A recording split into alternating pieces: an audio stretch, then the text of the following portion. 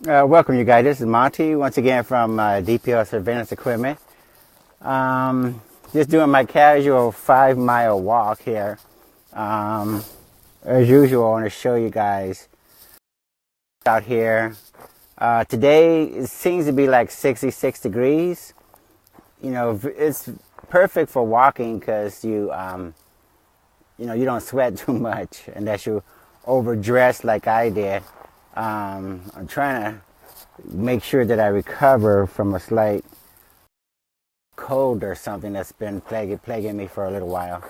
But anyway, that's what happens when you need to keep the cold air off your neck or something. You wear your scarf, you wear your sweatsuit or something, and you just keep going. Anyway, I'm completing the 5-mile walk and just wrapping it up. Thought I'd make a YouTube, a Facebook post. So what's going on, huh? Good question. I'm glad you asked. What's going on is, it's the economy, stupid. It's the economy, stupid, episode number 22, I think. So what is going on with the economy? Let's see. There's a few things going on that you guys may want to keep in mind. We always want to give you a perspective on the big picture, the 30,000-foot view in terms of what's happening with the economy. Some of you, you may be looking for jobs. You maybe want to start a family. Maybe want to start a business, or you just want to achieve some level of success. And it doesn't hurt to know or get an idea in terms of what's going on with the overall economy. So what seems to be happening now, for starters, is the massive debt that your government is unable to fund.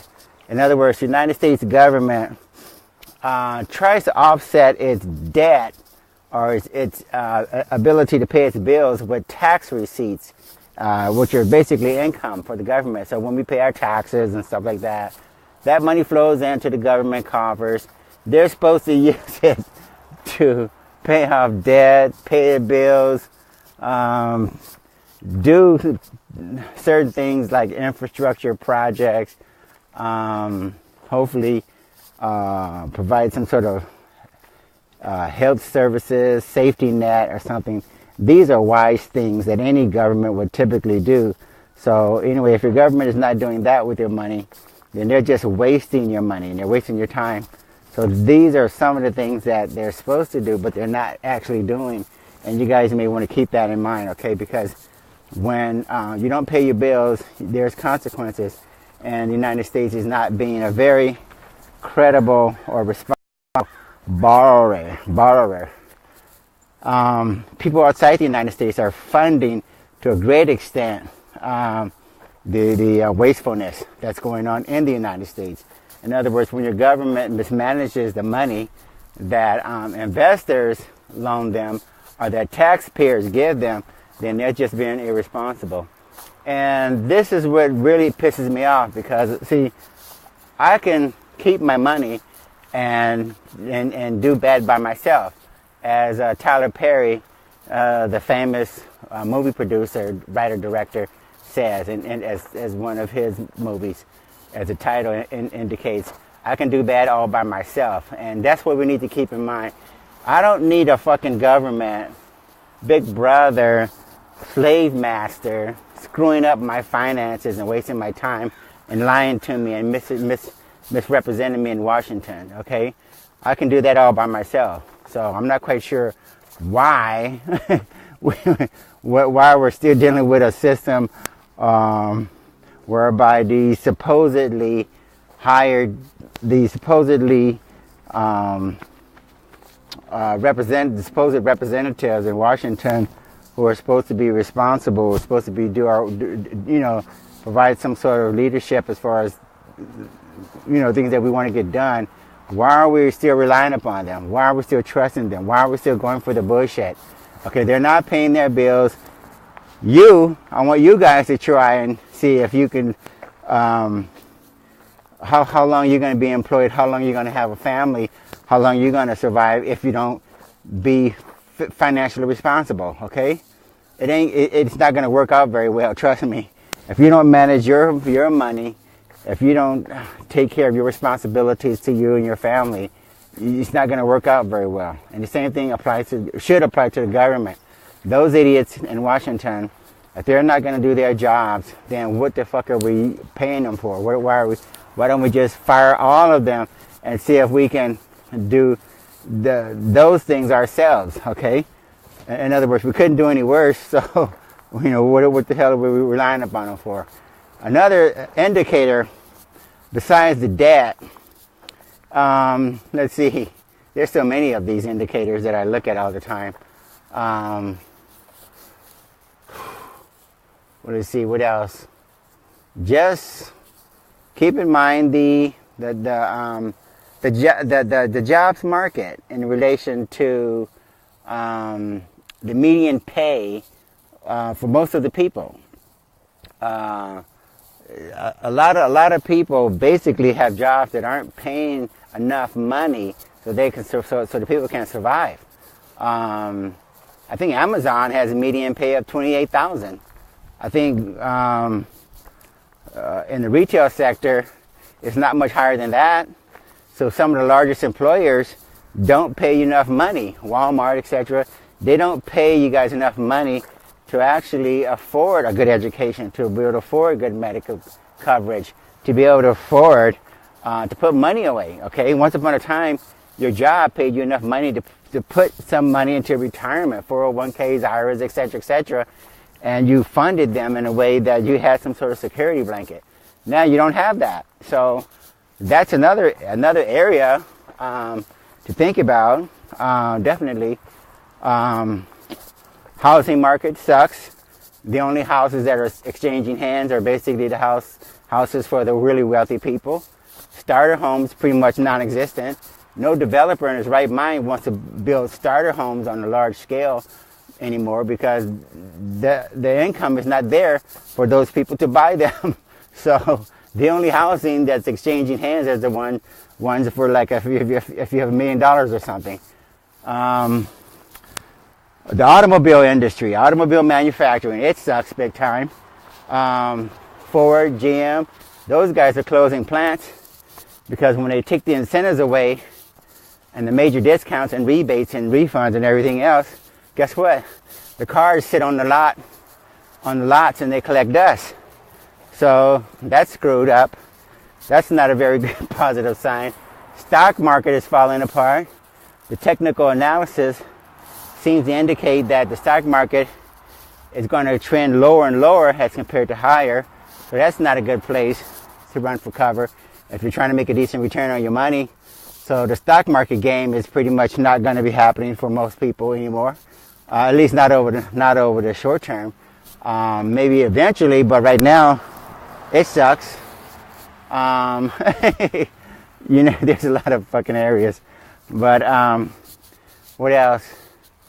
Banks in the financial industry, they can't give away their financial products. Okay, they're closing branches and ATM machines like crazy. So that's not a very good sign. Where most of the major banks are closing down ATM machines and closing branches and laying off people. That's not a very good sign. You name it, you guys. This is just a screwed up environment. So this session of The Economy Stupid is probably a little bit more negative than usual. But that's what I want to do. I want to make sure you guys understand what you're up against. Okay. When it comes to opportunity, there's going to be some times where you can take advantage of opportunity, and it's not going to be that difficult. Other times, you really got to struggle. And this is one of those environments where you really got to struggle. And I can see a recession coming because interest rates are creeping up slowly. GDP is not going up the way it's supposed to. Donald Trump said he was going to have 4 or 5, maybe even 6% GDP. That ain't going to happen, okay? Those numbers, if somebody wants to pretend like, GDP is 3 or 4%, they can do that. But trust me, he ain't going to get no 4 or 5% GDP. That ain't going to happen. It's just impossible right now. We don't have the labor force.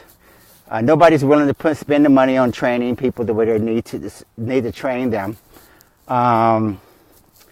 So GDP, huge trade imbalances. Oh yeah, the interest rates are creeping up. GDP is going down. And foreign investors are buying less and less treasuries and notes and T-bonds and bills and everything. Government debt is just not something that foreign investors want to have anything to do with for the most part. They're looking at Asia, they're looking at Europe. So that's where the trend is going, you guys. Foreign investor capital is leaving the United States. It's not coming into the United States, at least not for government debt. People are getting tired of U.S. government debt because, we're not able to get our fiscal house in order. So anyway, look at cryptocurrencies. Look at Bitcoin specifically. And you guys who know me know full well that I'm a big fan of Bitcoin and the blockchain economy. That's where the growth is. That's where the opportunity is. Google Jimmy Song, Bitcoin developer, and Jimmy Song. Song is S-O-N-G. Google him as soon as possible.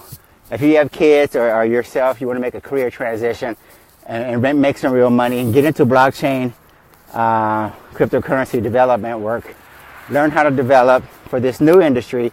This is going to be the hottest industry. It's going to disrupt everything from finances to notary services, lawyer services.